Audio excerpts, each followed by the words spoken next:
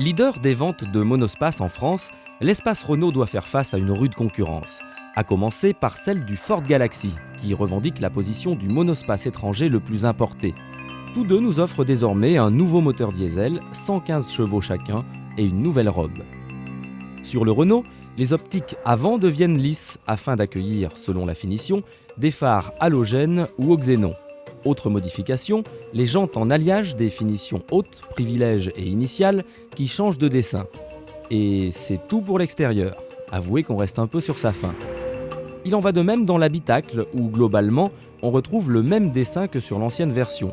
Si ce n'est ces deux nouvelles tortues de chauffage qui intègrent un affichage digital sur les modèles à climatisation automatique, séparés droite-gauche.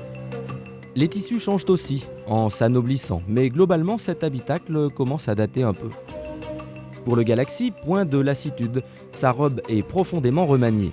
Capot avant, aile avant, calandre, pare-choc, feu avant et haillons innovent. Grâce à l'ensemble, et notamment au superbe feu avant, le Galaxy revendique enfin son appartenance à la famille Ford.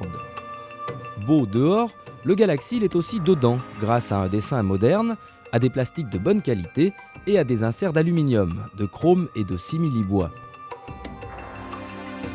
Une réussite esthétique et fonctionnelle, même si certains rangements ne sont que symboliques, à l'inverse de l'espace, dont c'est la grande qualité.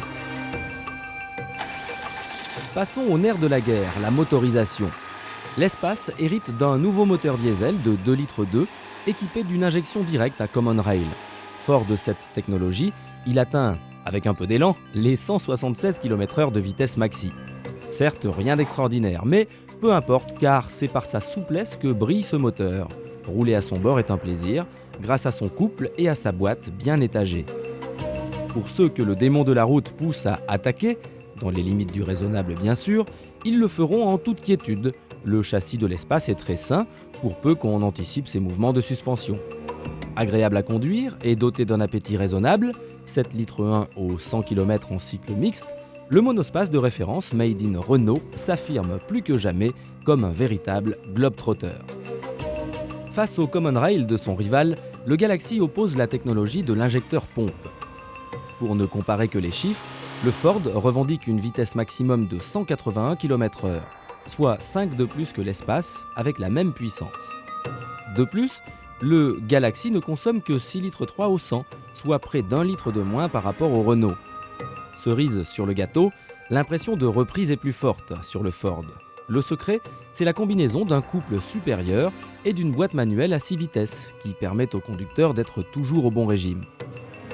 Malheureusement, le Galaxy souffre d'un amortissement trop souple et d'une propension au sous-virage. Mais rien de bien alarmant. Reste le prix.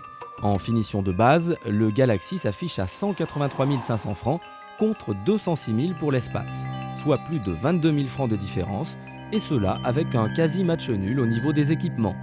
À croire que l'exception française a un prix.